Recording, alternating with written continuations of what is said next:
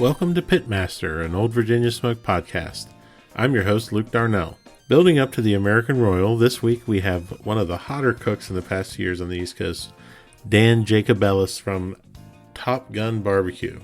They're from the NY. Dan and his brother have been killing it on the East Coast all year. They are a couple of great dudes, and they have a great take on competition barbecue and how they became successful. So please join me in welcoming Dan Jacobellis. The Barbecue League is the ultimate barbecue experience, and here's why. One small annual investment from you instantly unlocks all 70-plus tell-all recipes, enthusiast recipes, restaurant tours, and more in their unmatched library. This isn't your typical YouTube-type content. World champions like Getting Basted, Shake and Bake Barbecue, Heavy Smoked Barbecue, La Pasadita Barbecue, and 913 Barbecue share their full tell-all recipes. No secret is left unsaid, and a new video release is guaranteed every single week of your membership. You'll also see unfiltered looks from all levels of pitmasters during their live competition coverage, and those same pitmasters are accessible through the league's upbeat online community.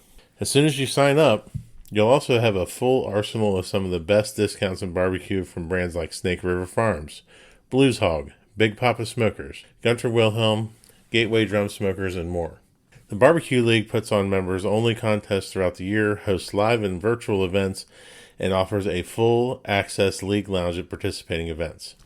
Our listeners to this podcast can receive $10 off of the $100 annual membership this month only, this month and leading up to the Royal, by using the code AugustPitmaster on thebarbecueleague.com. That's AugustPitmaster on thebarbecueleague.com. You don't want to miss this content and all of this learning. It is one hell of an investment. We are here with the mysterious, the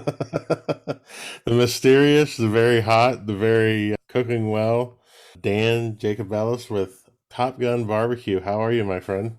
Doing well, Luke. How are you? Good. I just want to first commend you on your great weekend. Thank you. You had a grand champion and a third this weekend. Still pissed about the third. Yeah, I'm still pissed about the multiple ass whippings you gave me this weekend. So Yeah, you know what, Luke? I don't like the hot thing. I don't like everybody comes up and says, "Oh, you guys are so hot." I don't like the hot thing. I just like to think that we're good. You guys are definitely good. That was 3 wins in a row at that same venue, which is really hard to do, and it's also the venue I think that got you into the Jack for this year. Yeah, it is. Yeah, we got the auto from Maryland. Yep. Yeah, it's very cool. Very cool. Well, I'm excited to have you guys on here. Number one, because I know that I've known you guys for a long time. We don't cook enough around each other. I think we should cook more. I wish. And you guys are just a blast to be around. And also, you're doing very well right now. And very excited to see what happens this fall with the way you guys are cooking. Yeah, I can't wait. Yeah, so let's get into it a little bit. Gun BBQ. Everybody knows the movie, So how did that come to be? How did that name come to be? Oh man, you know what? I think it might be just as simple as there's no real reason. I just kind of liked it. I just kind of liked it. But now, as we kind of get more into it, we see that we got me and my brother have the Maverick and Goose thing going on, and I'm a little bit of a younger guy. He was young in Top Gun school, so I kind of there's a few similarities there, right? But I didn't really think that going in. We morphed into it, I guess. So one of the things I want to get into are with you guys are superstitions, rituals, and routines, because I know that you guys, and correct me if I'm wrong, I think you guys are pretty superstitious. Yes and no. Yes and no. Is there anything that you guys absolutely have to do, like the same every contest, or any songs or anything that you got to do? No, we don't line the songs up, as per our operation. But one of the things that sticks out to me is if we're at awards and we haven't gotten a chicken call, haven't gotten a rib call, then it becomes time to turn the hat backwards. And usually when we put the hats backwards, we'll get a call. But then, we disproved that. I think it was in North Carolina a couple of weeks ago. I said no, because my brother was so confident in one of the categories. And I said, you know what? No, let's not do it. And sure enough, we still got, I think we got first in pork without turning our heads backwards. So I mean, I like to disprove it because I don't like to be a slave to that stuff. So I like to always try to disprove the superstitions. Yeah, but you guys also you have like one of the most interestingly decorated barbecue trailers in that you guys are big sports guys. Yeah. And particularly Yankees fans. And I just love coming in there and seeing all the Yankee stuff on the walls. It's great. Yeah, to thank the good Lord for making me a Yankee sign right above the door. And the Mariano poster means a lot to us because that's how we look at brisket as the closer. So Right. you need to close hard, and that's why the Mariano inspiration is up there. Right. But you could say that for all the meats in that, Yeah. I think, and it's really changed the way that I've thought about cooking a lot in that I know that I'm going to get there in terms of temperature, tenderness. It's that last 5 to 10 minutes of working on taste and stuff. I think that really sets apart, the good from the great. Would you agree with that? Yeah, and that's things that you improve on change over the years. Like in the beginning, it's just running a fire right, and so on. Now at this stage, it's those are the things, the little, rather than kicking yourself because the pork jus is a little acidic that day, you just add a little something sweet and balance it out, and so on and so forth. It's a million little decisions down the stretch of each category that can be made, whether to do something or not do it. And yeah, those are the little details that are I think we've improved on the most this year. Yeah, and I mean, this, I don't want to keep throwing sports euphemisms at you, but the streak has gone on, started last year, I guess, or even the year before. Mhm. But I think what's interesting, though, is I know a little bit about your background. How do you think your career and your background experience has prepared you for being a pitmaster? I think I was building towards this without even knowing it so many years ago. And right out of during culinary school, I was an intern at Blue Smoke, a restaurant in Manhattan. So there was this huge barbecue fest. It was the Big Apple Barbecue Block Party around Madison Square Park.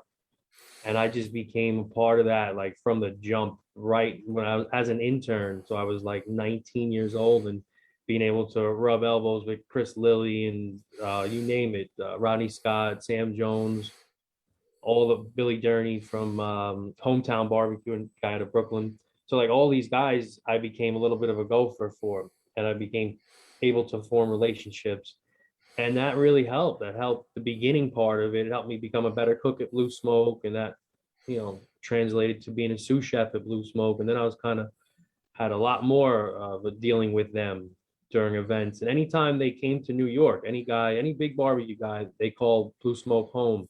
If they're doing like an ABC segment on Good Morning America, they would drop their stuff off at Blue Smoke, and that's where they would prep. And so that like forming those relationships really helped me. Before I even knew I wanted to do a competition, I made sure I made friends with all those guys. That's great. That's great that you got and to get that experience before jumping into the competitions. You kind of had an idea of the mindset and the That's type right. of personality that was successful at it. That's pretty cool. Yeah, lucky for that.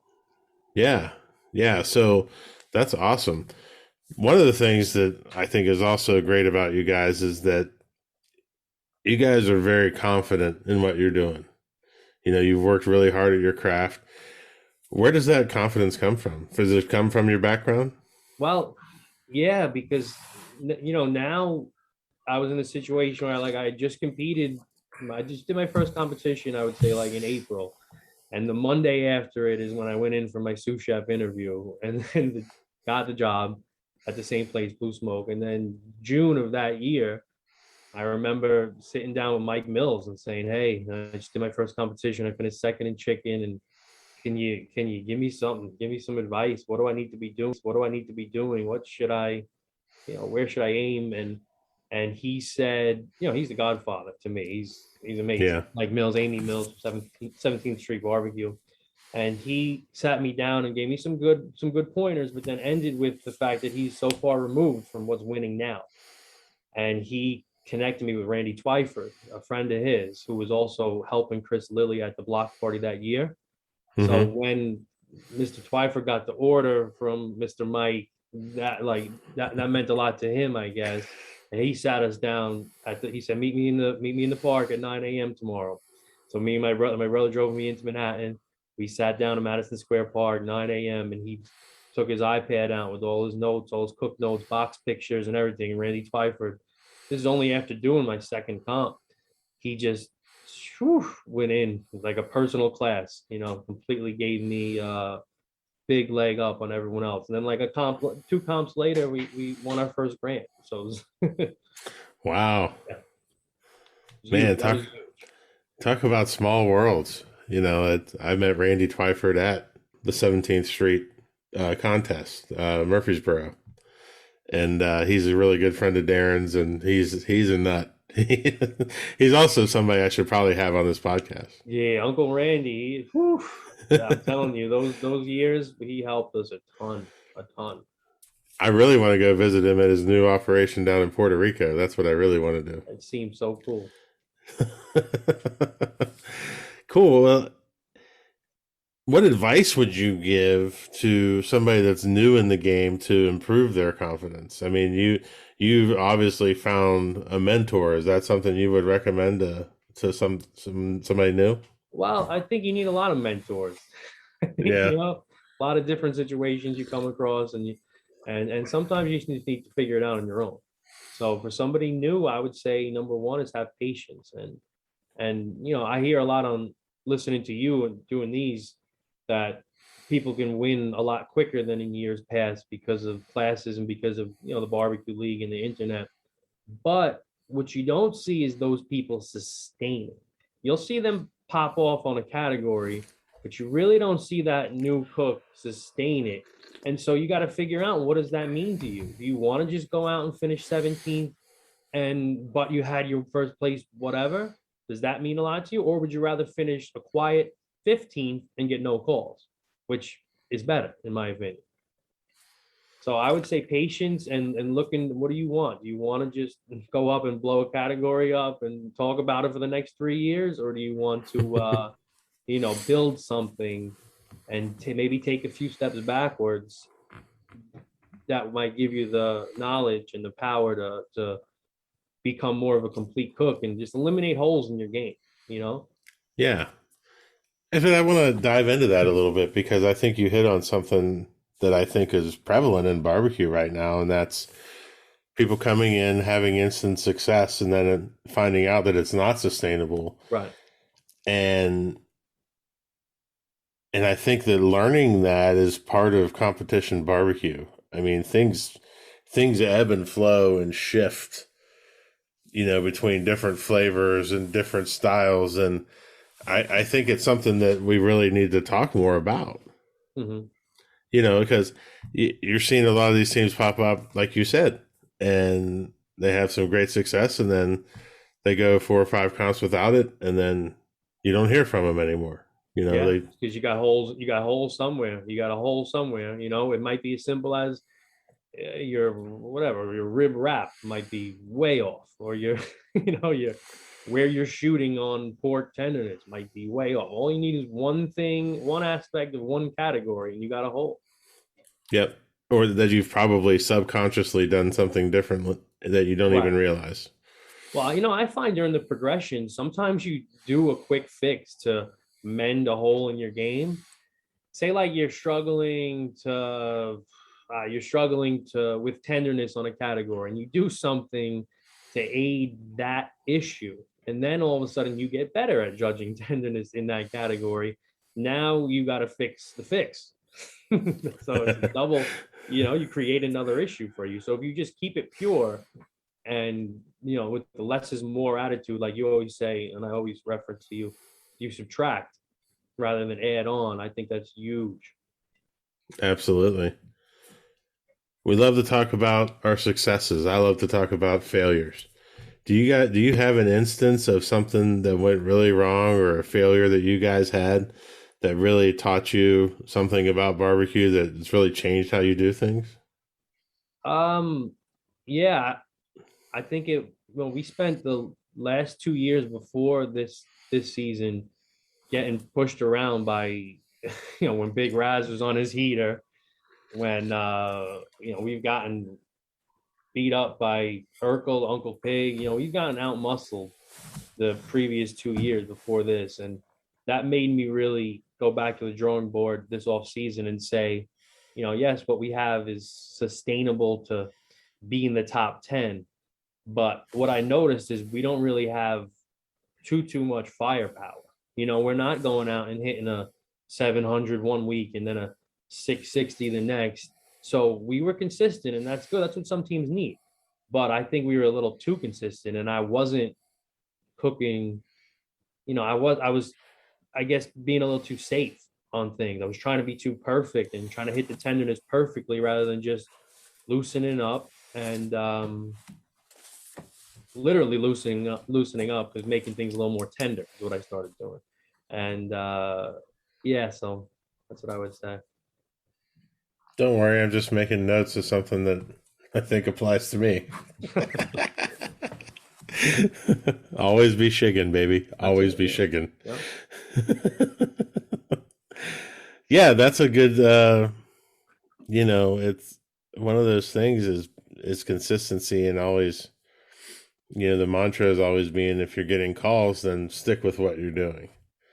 But I agree with you. Sometimes you have to change it up a little bit to try and push it over the hump. Well, it goes back to, what do you want? What do you want out of it? Do you like going out there and, it's perfectly fine. A lot of people be perfectly fine with going out. Like last year, we were like 4th, 5th, 6th, dancing around 3rd here and there, and that's totally fine for some people. But, it took a lot of guts to sit there and break down everything that we were doing and tear it down and build it back up. And we did a lot of practicing over the winter. Yeah. Practice. I still contend that practice is extremely underrated in what we do. Without a doubt. And it's completely necessary. People ask me, how do I get better at brisket? I'm like, cook 100 of them. That's it. I mean, that's the only way you're going to get to know that piece of meat and know your cooker and know yourself. Mm-hmm. So do you have any tricks or anything that you do when you become overwhelmed or unfocused in the trailer? Is there something that you do to get yourself back in the mix? Yeah, I just like tell myself to pause, take a second, breathe, and just like get in that zone, look around, look at everything, look up at the sun, down at the grass, look all the way around, because there could be signs anywhere in that trailer of what you should be doing or something. We usually like to hang things up to remind us of what we should be doing, like my timeline, a little blurb there, or look back at Mariano. Maybe he's going to give me some type of insight. You ever look at Mikey? You ever look at Mikey and be like, tell me what to do, big guy? Mikey gives me those eyes, or you should have pulled this eye. Yeah. So it's inspiration could be anywhere. Right on. Let's talk about gear a little bit. What's one of the most worthwhile investments that you've made in competition barbecue? The jumbo smoker, also known as Jambo. The one I saw it listed on, I think I told you the story before. I saw it listed on Facebook Marketplace as a jumbo smoker for $500, a backyard. And in Toms River, New Jersey, I didn't think it was legit because he labeled it as jumbo. And I started looking at the picture. I said, okay, that's a Jambo. I traded him a Yeti 65 and $150 and went right there with my brother and my friend Nick, and we threw that thing in the trailer. And he, as we were pulling away, he said, he looked at his phone. He said, wow, I just got like 30 offers on this thing. Said, all right, see you later, bud. Wow. Yeah, you have told me that story, but I forgot it. That's why we call it the jumbo. It's on my timeline as the jumbo. $500 jumbo. Yeah. Well, that's crazy. $50 out of pocket and a Yeti 65. That's it. I think that investment has returned its money tenfold, probably. Hey, that's the number one for us. That jumbo. Do you have anything? And this is hard because you just told me you only spent $150 on a Jambo. What purchase of $100 or less has most positively impacted your guys' cook process? I got a little one for you that I don't know if you ever heard before. I buy in bulk from Amazon these pressure seals so when you buy a new bottle of rub, it has that pressure seal on it, right? So Yeah. you open it up. First move is to rip it off, and then you use it. And so I bought those pressure seals themselves, cheap, really cheap, like a bag of 250 of them for about $10. And every time I open a bottle of rub and do anything with it, I put a new pressure seal in and close the top up. So I'm going to a comp, everything's sealed. So I just keeping your rub sealed is huge. Because now that throws Wow. off the dilution. Think about it. The sugar, you leave it in a hot trailer, even if you don't. Like if the salt comes to the top, sugars go down, bigger spices go somewhere else. The dilution of it is all off, and you may be shaking your normal rub, but you're 70% more salt, or you're throwing everything off. So you got to keep everything consistent, everything down to the rubs, down to everything. Got to be, keep your control. Wow. I'm making a lot of notes here. Yeah, that's a good one. That's a good one. That's a really good one. Yep. And you're correct. That has never been said on here before. That's I've listened to every episode, I know. Do you guys use a lot of technology in your approach? That was one of those big changes I made this winter. I said, I'm hiding my gurus on me, because we used to run a guru on a drum. And yeah, I mean, it gives you a nice peace of mind, but I don't know. I just got rid of it. I got rid of the guru, got rid of the anything telling me what the temps are and controlling my fire. No, none of it. Got rid of it all. And I bought a big pack of wooden skewers. That's what I used. That's what I started in the winter, training myself to test my tenderness with the wooden skewer. Because whatever you're using, a toothpick, you just got to be consistent and know how that toothpick feels in the brisket, whatever it is. So I started using wooden skewer, and that's what I use. So got rid of all technology, any numbers, because numbers will mess you up. Numbers will make you think something that's not really happening, or maybe as technology improves, there could be something better where it could graph how that temperature is going up, and you could set a target temp, you could set a target cooking temp, set a target finishing temp, if everything is true. But then once you're cooking at 325 rather than 300, you might as well throw that in the garbage. Right. But if there was technology enough to have an algorithm and compute that and say, all right, temp's a little low, that means internal temperature is going to go up by 0.9 or something like that would impress me, and maybe I'd look into it. Also, like if there was a graph for heat, I was always thinking this one in the gateway, if there was some type of heat sensor that'll show you on your phone, like where in that circle of the gateway drum, say I'm burning super hot on the left and my coals on the right aren't even lit. That would mean a lot to me, and that would be cool. So like a heat graph to show me that my coals are burning hotter on one side of the gateway. Because now you open the opposite vent and let it kick up a little bit on the right side. Because if you put 2 pans of chicken in that gateway, lefty's getting torched and righty's not getting anything. Exactly. So maybe I think we're a little bit of in the middle range of technology. If it was ever at that level, then yes. But right now, no. It's all trash to me. Right on. That's I knew you used to be a guru guy, and I did too, and I still have my chef alarms, but they just get me into the ballpark. That's kind of my. That's it. Yep. Just kind of when to start checking. That's it. Yep. Talk about people a little bit. Who has impacted your life the most in competition barbecue?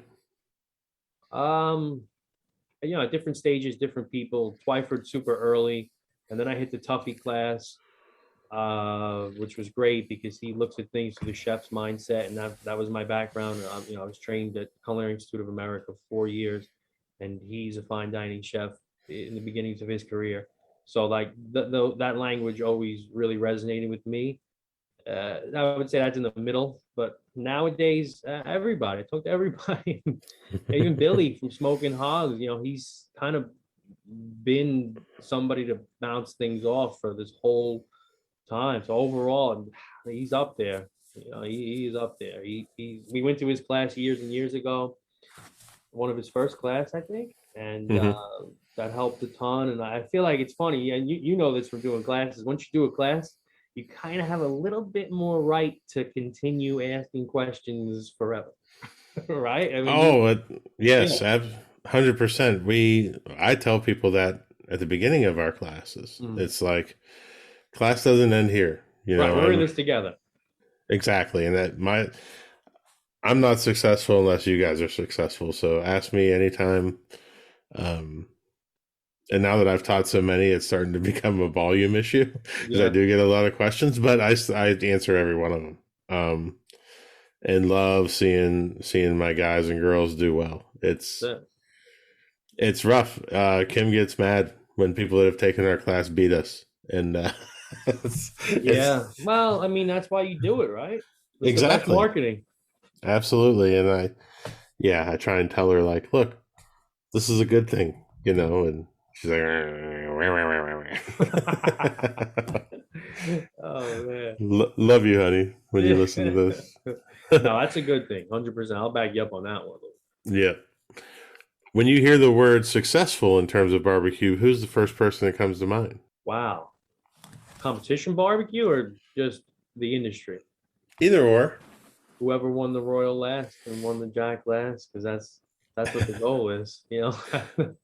That's successful to me. Is you go out there, you win a world championship, whatever, however you got there, you're successful.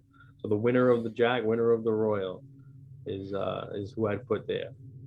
Right on. That's awesome. Do you guys listen? You guys are music guys. You listen to Yeah, a lot of music when you're cooking? yeah. The Wu-Tang Clan. That's It's about awesome. it. There's not what else do you need? It's on our playlist a lot, and I think it's kind of. I'm trying to remember the first time that we met. Yeah, you heard the Wu-Tang going. I think it was at Hagerstown back when we didn't get a call ever at Hagerstown. And I think I walked by and I think I heard Wu Tang on, and I was like, hmm? That's it. That's I it. got to come meet these guys. That's Yeah. awesome. Your Well, competition week, is it the same every week? Getting ready? yeah, honest, I try to make it the same every week. Things change. I always try to front load it as much as possible. That comes back from working in a restaurant and things Tuffy talks about is you do everything you possibly can as early as you possibly can. Do it without sacrificing quality. So that's the only reason why I wait to do something. That's the only reason why I like to wait till the day I'm loading up the trailer to trim my chicken. I don't know. I mean, I've heard people that's the first thing they do, but I don't know. I think it's the smallest protein. It'll get stinky quicker than than other ones. So I do that last always. And on a normal Friday, Saturday comp, I'm Monday doing some rubs and thawing the meat and looking to clean the trailer. Tuesday I'll do rubs, or if I didn't do rubs, I'll do sauces and injections too, which I think is pretty early to do on a Tuesday. Your injections, I don't know. That's always what we've done. There's a lot of different schools of thought on that. Yeah, there is. Um, There really is. some people make them up to a week before. That's crazy. Some people make them like like a middle of the week. Some people make them day of. I'm a day of guy. I make it. Oh, really? I make it the morning of. Yeah, I wonder how and much it matters. that's Yeah. the whole thing. Like, we really need to find some scientists to come on and be like, all right. So where's the strength? Where's the strength in all of these different approaches? And I mean, you hear guys that do it early that talk about it gives time for the flavors to meld together. Then you hear guys that do it super late, that it's because the phosphates are still hot and still active. That helps with the tenderness. So I don't know what the best answer is. I I think it's do it, be consistent and do it at the same time, and then keep everything else the same. And I that's what I really would say. yeah, I really think you hit the nail on the head there. As long as you're doing it the same every week and using it's the same product that you're using. I don't think there is a right answer, to be honest. Until you have an issue. Exactly. We're lucky we're sponsored by butchers and anything phosphate related, because I don't really know much about the scientific aspect of the injections. I'll go to him, and he's great with that stuff. Oh, Dave is awesome, and that was one of my favorite conversations I had on here because he is For such a sure. wealth of information. I mean, he just knows. He's forgotten more about barbecue science than I think I'll ever know. Yeah, I mean, he's ridiculous, and he knows all that stuff. Well, because look, that's his life. Yeah, that's true. It's true. He's a fascinating individual. Mhm. So what's been the most surprising thing to come out of competition barbecue for you? Um, getting to travel around, when we did our first one, I had no idea what the Royal was or what the Jack is. So I didn't, and the first one we did was 5 minutes from the house. So I didn't really think about, I just knew there was this one a couple of minutes from us, so we might as well do it. And then we went to like Seaside, an hour and a half, and AC, another hour and a half, 2 hours. So the traveling aspect and all I would end up learning about trucks and trailers and towing and tires and all that. I really don't, not a big car guy. And so that stuff is always surprising me. Like am I like a halfway trucker right now? Kinda. Yeah, right. Like halfway. So the traveling and getting to see different parts of the country is really, I had no idea going into it that role. No, we're about to go drive to Kansas City in a couple of weeks, which is still crazy to me. Yes, and there you will be an actual trucker for that Yeah, drive. yeah. I mean, people were asking me last night at dinner. They were saying, "Well, how do you plan for your trip?" I was like, I've already got my route mapped out and where I'm staying, where I'm stopping, and Mhm. I can tell you the plaza that I'm stopping at in Wheeling, West Virginia, because I know that I can go there and get breakfast, I'd pull the trailer right and around, not get pinned in. not get pinned in, park it, take my time, take a couple hour break, Mhm. and get back. And they're like, the exact plaza? I'm like, yeah, there's a Starbucks and there's a Denny's. I don't know what more Just you need. I'm lucky. My brother does all that logistical stuff. He is so on it, so on. He puts so I that's another Maverick and Goose thing. I'm just driving. I'm just driving. He's telling me everything. He's a co-pilot. He tells me everywhere to go, what I should look out. You got a big turn coming up. You know, he has multiple options. We could have an aggressive route of travel. If you want to get aggressive, we can go 3 hours to this stop, or we can take it easy and go 2 hours to I'm lucky to have him with a lot of things, but that's huge. He handles all the logistics. It's got to be pretty cool cooking with your brother. It really is.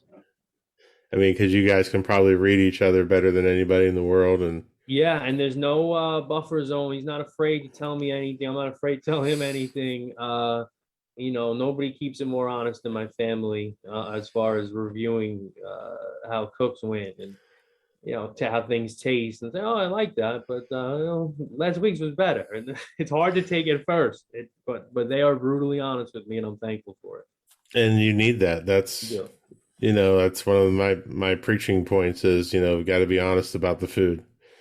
If I tried to sell myself that my chicken was good on Saturday, and I know that it wasn't deep down. Tough one. Well, you Yeah, know what? You're in a tough position as the person who cooked it. It's hard. It's very hard because that's like a part of you. That's like a part of your heart ripped out on that little roasting rack there, sitting there with sauce all over it. So it's very hard to judge your own product. You need that trust. My father is really he pauses, he gathers his thoughts. He'll take a bite. He'll give you the initial instinct, the finish, and compare it to the rib I cooked in 2018 when I don't even remember. He's amazing with that stuff. He gives us great reviews. is he a food guy? He's a chef, so Oh, he's a okay. chef. Yeah, that's what got me into cooking in general. And I knew from a young age that I wanted to be a chef. My third grade yearbook, I said I want to be a chef just like my father. That's awesome. Yeah, But it is funny how your parents remember your food from years ago.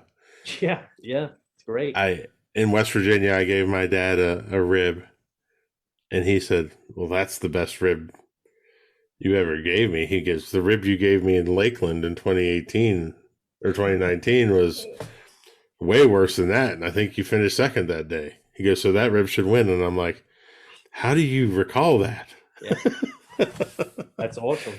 It's great though. I mean, how much does it help us? Seriously. Right, and just having family there in general, I think is makes you more comfortable, keeps you Yeah. more in your own skin. Mhm. Yeah. Well, listen, That's also, I mean, you're huffing smoke all weekend. You're dehydrated at that point in turn-ins. As much as you want to hydrate and, be in denial, you're not, your palate isn't where it should be. Your palate's naturally going to be a little bit fatigued. So to have that fresh palate, which is a judge, come in and, it's huge, huge. Yeah, dehydration. That was a big theme this weekend. I got home Sunday night and Kim went to get the dog and she called me and she's like, "You need anything?" I was like, "I need you to stop and get 2 Pedialytes at CVS." There you go. It's like I can feel my arms cramping and seizing up and Crazy, right? Your lips get dry. Yeah, and it yeah. happens quick. It happens quick. And that's a good tip for everybody out there listening. Make sure you drink water. Make sure you drink, whether it's Gatorade, Powerade, Pedialyte, get electrolytes into your system. Natty Lights. Natty Lights. Hey, beer's up there in terms of keeping yourself hydrated. It's Well, you got to be healthy and do it. Get those beers in. So one of the things I think, this next question, I saw it change a little bit this weekend in that, I always ask people what's missing from competition barbecue these days. And everybody always says the camaraderie. And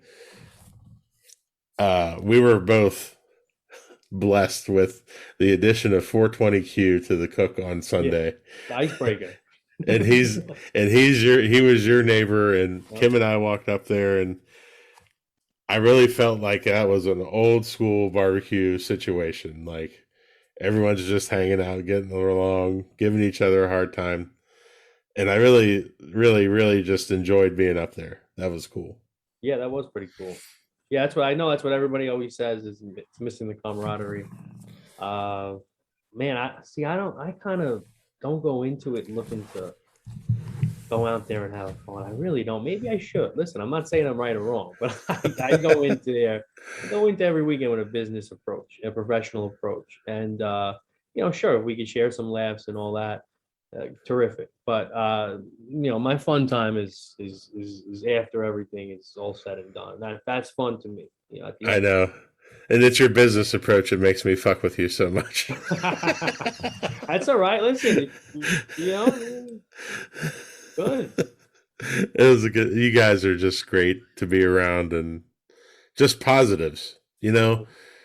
When we talk about what's missing from competition barbecue, it's positives to me. Yep. It's having a positive mindset. And another great thing that came out of this weekend was watching Boggs Hog win their first GC. Let me tell you something. That was awesome. I truly meant what I said. I said to both of them, I said, you guys deserve it, because they really did. They really 100%. And two of the nicest people out there. And he's been knocking on the door for years. Yep. And it was just, I'm really, really glad that I was there to be a part of that. That was cool. I mean, you knew it was going to happen, because at Wildwood, I got a chance to talk to him for a while. We actually were in culinary school around the same time, around the same years.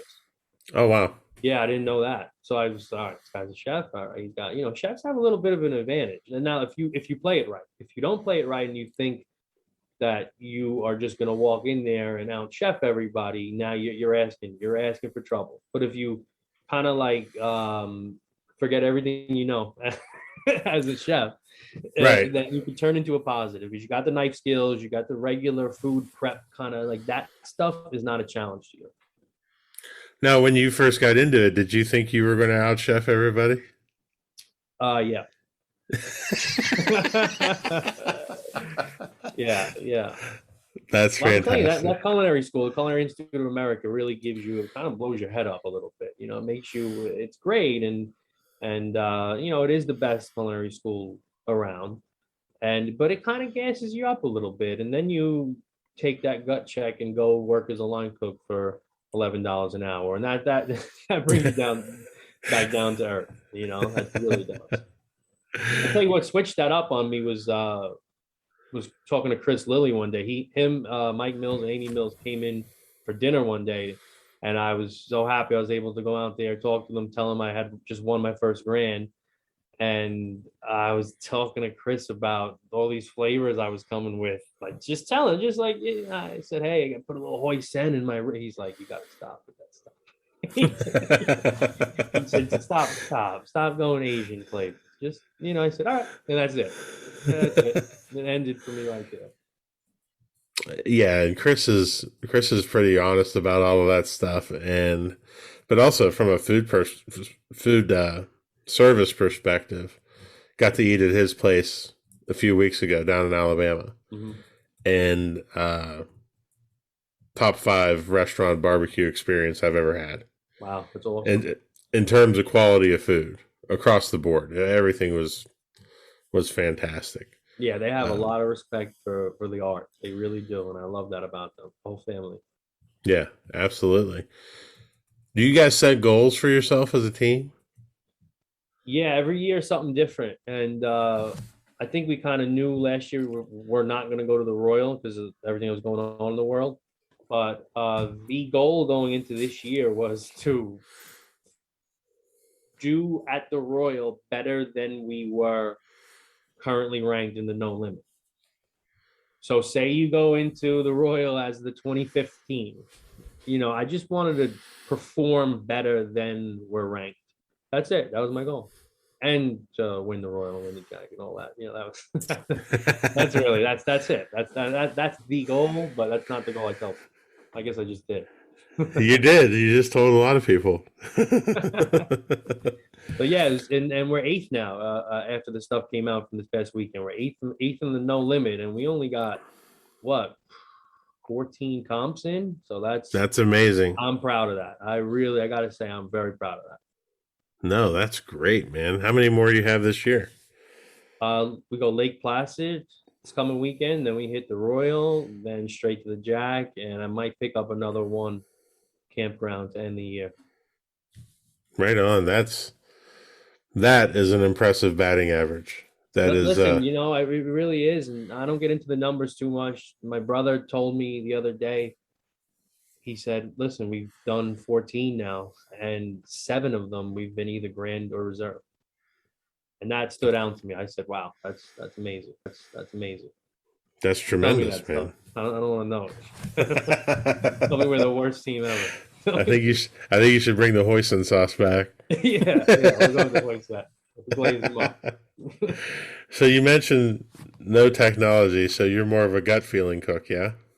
Yeah, 100%. And I don't buy into the always you go with your first gut because you go with your well, I don't take gut as your first decision because your first decision, open the ribs, feel them. Your first decision might not be the most informed decision. So when I was judging chicken this past weekend, for instance, I had my initial thought. I said, oh, right now it's here. And then the more I thought about it, I said, wait a minute, I'm early on this. This is going to have to rest a lot longer than it did yesterday. So I played it completely different.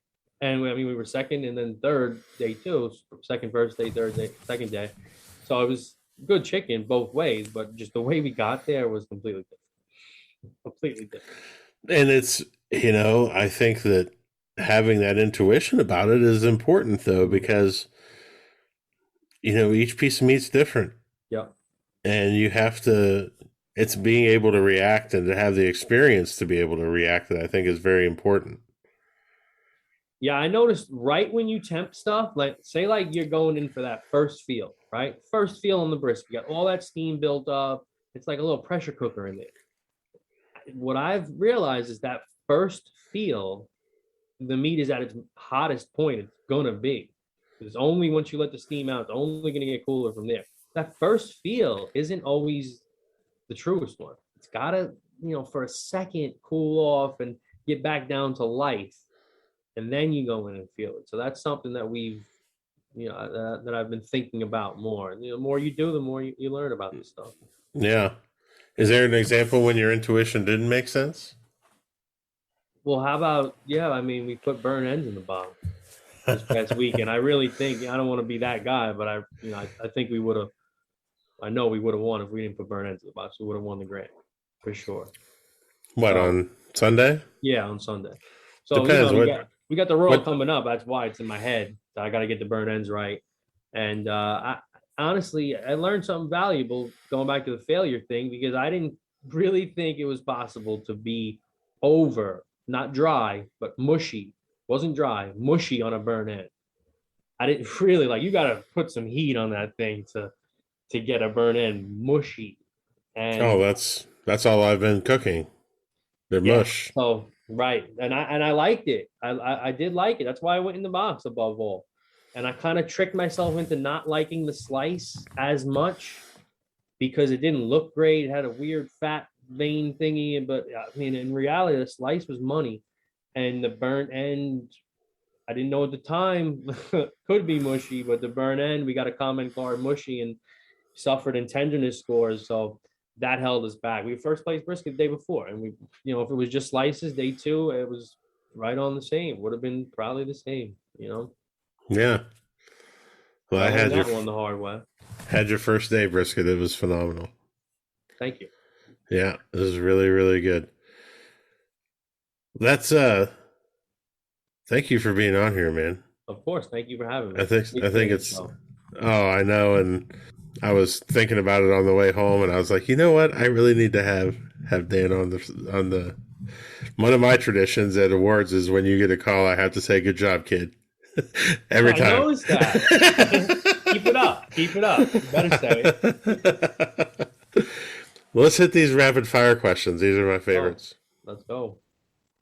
What do you see about barbecue on social media that upsets or bothers you? I think like overall there's a lack of respect for the craft.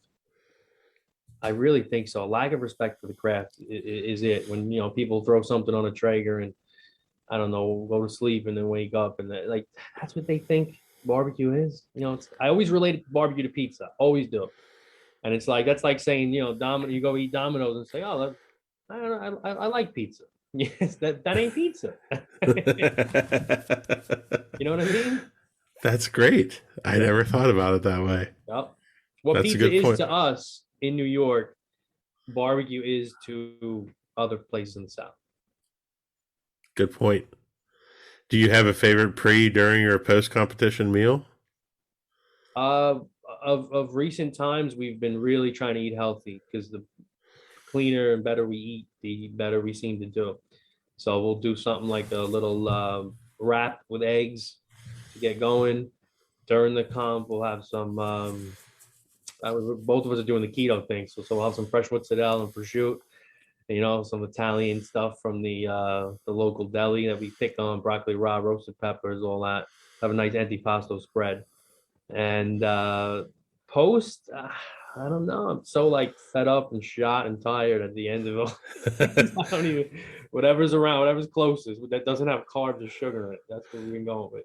Right. And you just, like this weekend, Kim was like, what do you want to eat? And I'm like, nothing. Nothing. I just. You were dehydrated too. That's why. I just want to eat. I just want to drink Pedialyte. That's all I want. And then have a big breakfast the next morning. Yeah. To make up for it. Yep. Do you have a favorite present that you like to give to people? I haven't done it in a while, but I used to for a few Christmases there, and a lot of times I would make up these jars of hot peppers, and I would get a case of Fresnos or a case of fresh cherry peppers. They're hard to find, and cut the sides off so it was all the usable meat of the pepper. Put it in a jar with some garlic and oil, Sicilian oregano, and that's the gift. That was the move. We put bows on them, gave them to everyone for Christmas. I like doing them with the kids at school. That's a good one to do. Then we'll sell them, have a sale for the holidays. I love that. That's cool. That's cool. If you could have a giant billboard, let's localize this. If you could have a giant billboard coming across the GW Bridge, getting a message out to the millions of people that drive across that bastard every day, what would it say and why? I don't know. Now, do they know it's from me, or is it just in general? Just in general. Just what's something you would love for a lot of people to contemplate, know, it was drilled in my head my whole life. Every time when we were kids, we would be going somewhere we didn't want to do or doing something that we weren't that into. And my father would always say, "It's about respect, son." Just saying, it's what it boils down to, putting up there saying, it's about respect or respect all. It's just something with the word respect. Even like Derek Jeter when he was retiring, he had the respect shirt. So that's respect. Something about respect. That's pretty awesome. Make people treat each other better and having respect for the craft that they're doing, respect for anything they're into, respecting it. That's great.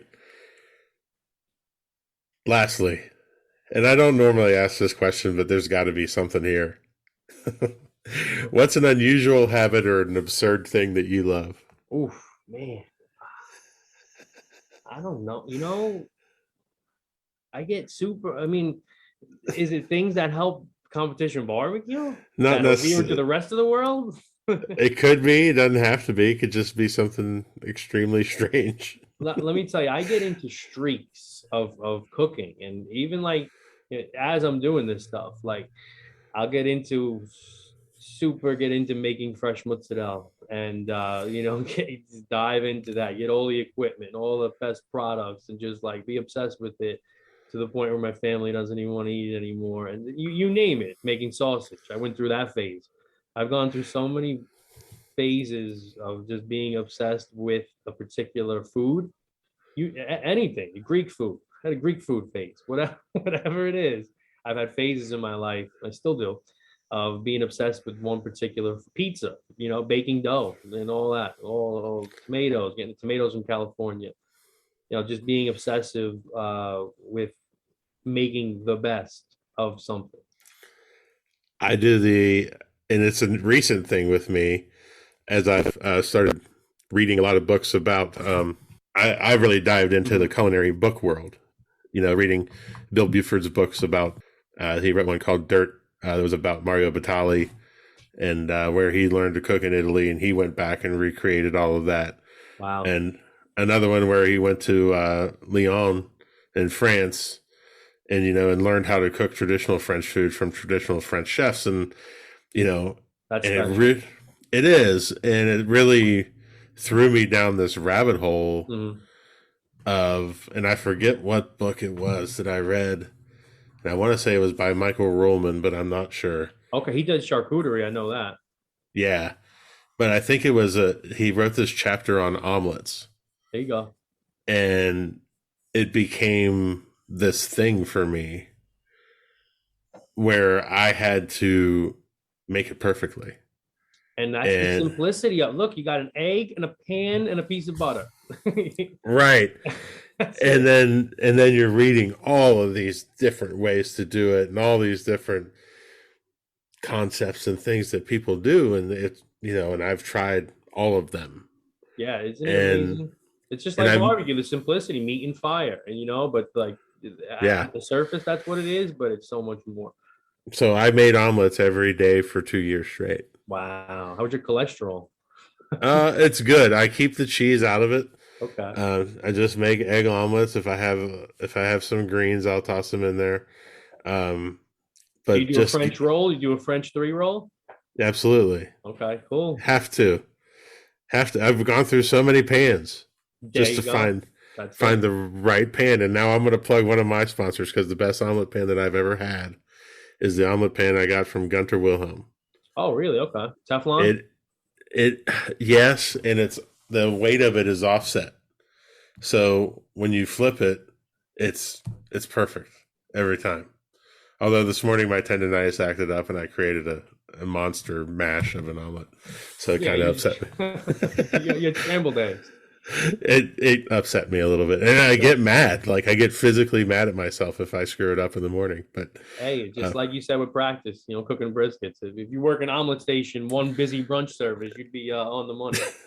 right, it's you're either going to swim or you're going to sink. That's the That's it. truth. Yeah. Cool, man. Well, tell people, is there any sponsors you want to hit, and tell people where to find you online? Yeah, sponsors, Prairie Fresh, Royal Oak, Smoke Firewood, which is amazing, out of Georgia. Mm-hmm. And what else we got? Butcher's Barbecue, like I said. And is that it? I'm forgetting one. I don't know. Hook and Rail out of Staten Island is a great butcher shop. They hook us up all the time with chicken and stuff. Top Gun Barbecue at Top Gun Barbecue is the Instagram, and the website, which we don't really use, is topgunbarbecue.com. BBQ. Get them on Instagram. That's where they're Yeah. most active. Don't send them a message on Facebook because you'll never hear anything. No, never. Send to my mother. All right, Dan. Thank you for being on, man. Thank you, Luke. Appreciate it. Thank you for listening to Pitmaster, an Old Virginia Smoke podcast. Be sure to subscribe and like the podcast, rate the podcast, and share it out with all your friends.